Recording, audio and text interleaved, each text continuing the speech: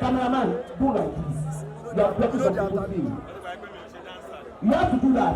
Okay, the man you want to film me, but the man you want me, all right, you think this business in January, and we have wasted multiple times. It's an high time to call up the CEO of the Records, all the way from London, Otumba Okuku, alongside the CEO, Reasonable Phones, one of the best phone seller in the land. Ladies and gentlemen, give it up for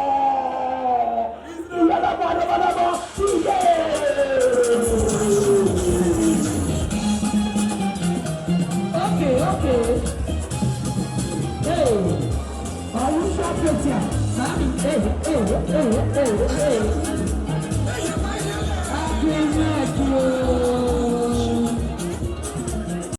Thanks for watching this video. Please don't forget to click on the subscribe button. Kindly comment and share. We drop new videos daily. Thank you.